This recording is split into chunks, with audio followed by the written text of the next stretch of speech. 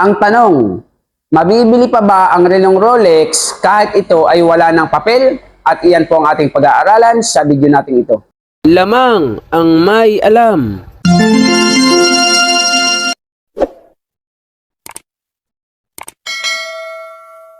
Magandang panahon po sa inyo mga kaibigan ko, dito po sa ating channel More Than Treasures. Kumusta po kayong lahat? Nawa po ay nasa mabuti kayong kalagayan at lagi pong ligtas sa anumang sakit at karamdaman. Sa video po natin ito ay ating sasagutin ang isang katanungan ng masugid nating taga-subaybay. Ngunit bago po yun, shout out kay Pax Maka Undar. So tuloy po tayo. Ang tanong po ng ating kaibigan na si Jay Arsante, may bibili ba ng Rolex pag wala papel niya? As in relo lang po siya. Rolex date just 41mm idol. So, ang tanong po niya ay kung may bibili pa daw po ba sa kanyang relo na Rolex kahit po ito ay wala ng papel. So, gusto ko pong malaman sa inyo mga ka-More Than Treasures na ang Rolex po talaga kapag binili niyo po sa Rolex store, yan po ay meron pong tinatawag na warranty card. Yan po ay merong ID, katulad po ng ATM. Kung ano po ang ID card ng ATM, ganun po ang katulad ng warranty card ng isang Rolex na original kapag binili mo.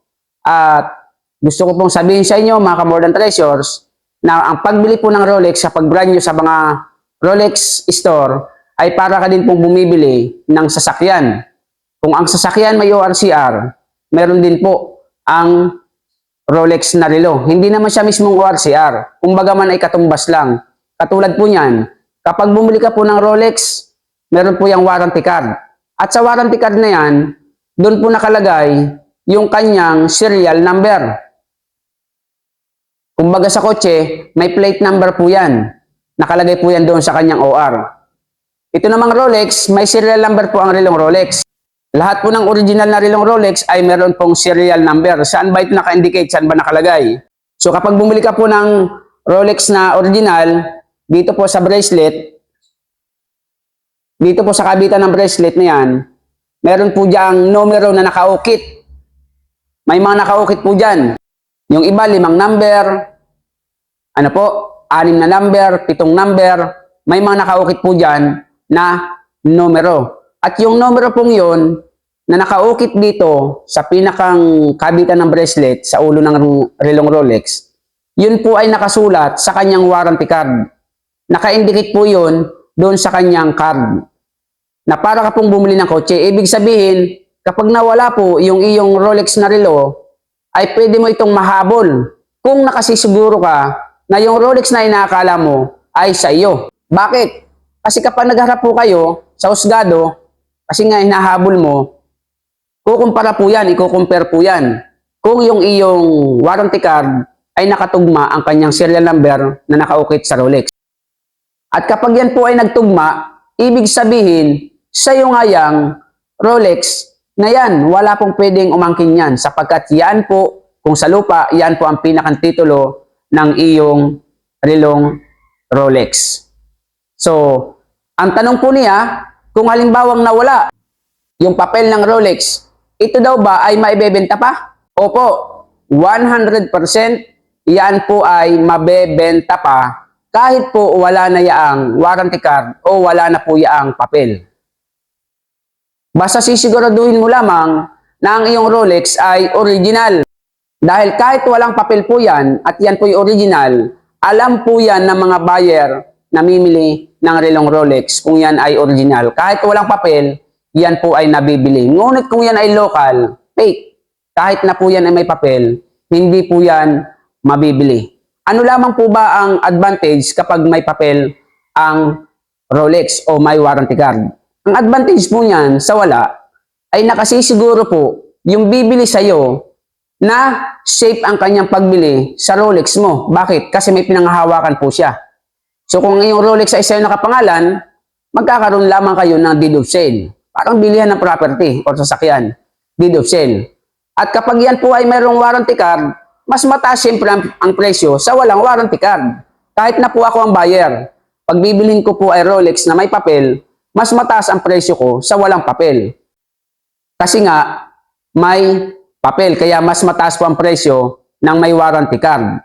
Dahil iyon po yung nagpapatunay na ang iyong Rolex na binebenta ay walang sabit.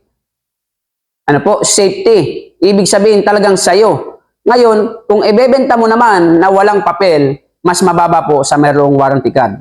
Siguraduhin mo lang na ipagbebentahan mo ay hindi yan yung may-ari. Kasi kaya yan ay walang papel, sigurado ako, hindi yan sayo. Kaya yan ay walang warranty card, 100%, hindi po ikaw ang bumili niyan sa Rolex store. Maaaring second hand mo na ng mabili or kaya ay ibinigay lamang sa iyo. Ngayon, kung ay napulot mo lang, sisiguraduhin mo na hindi yung may-ari ang iyong pag-aalokan. Kaya po, ang katanungan ng ating kaibigan, kung maibebenta pa ba ang Rolex kahit wala na itong papel, as in relo lang, ang sagot po dyan, 100% oo, yan po ay naibebenta pa. Huwag po kayong mamroblema. Kung may pambenta kayong Rolex, i-PM nyo ako sa ating Facebook page, More Than Treasures. Sa mga nakapalood po nito, kung bago ka pa lamang, pakisusunod nyo po ang ating channel kung nagustuhan nyo. Pakihit nyo po ang notification bell, lagay nyo ay all, upang lagi kayong update sa ating mga bagong videos. At kung nagustuhan nyo nga, paki-like and share. Sa katanungan, comment po kayo sa ating comment section. At sa mabilis na usapan, magsisend kayo na picture. Meron po tayong FB page, More Than Treasures. See you on our next video. God bless po. Lamang ang may alam.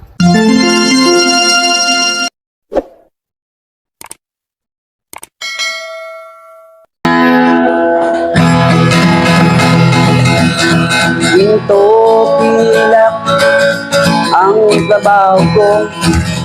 Pagpilatis ng ginto, eksperto ko.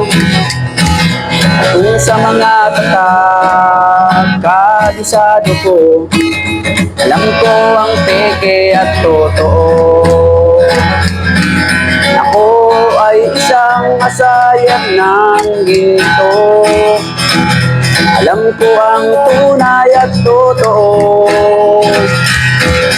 Kung usapan ay alas lang, yan ay kaya nating patunayan. Ako ay alahero at asayer ng ginto. Alam ko ang tunay at totoo. Walang maitatago kung usapan ay ginto, pagkat ang alahero'y eksperto sa ginto. Mayroon ngayong bagong pauso, mahal daw ang bariyang 10 piso, 2001. Ang iba naman ay 5 piso. Ang iba ay 20 peso, lagpas kwelyo. Kung sila'y inyong tawagan, chat mo at kahit reply wala man lang. Pagkat ito ang katotohanan,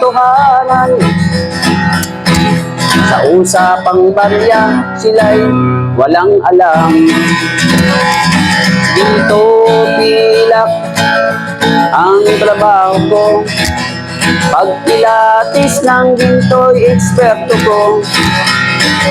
At kung sa mga tatak ay kabisado ko, alam ko ang peke at totoo. Ako ay isang asayer ng ginto. Alam ko ang tunay at totoo. Walang maitatago kung usapan ay ginto, pagkat ang alahero'y eksperto sa ginto. May mga taong akala mo ay may alam, sa pagkilatis ng ginto ay nakikialam, ngunit ang kanilang ginagawang paraan ay napakalayo na sa katotohanan.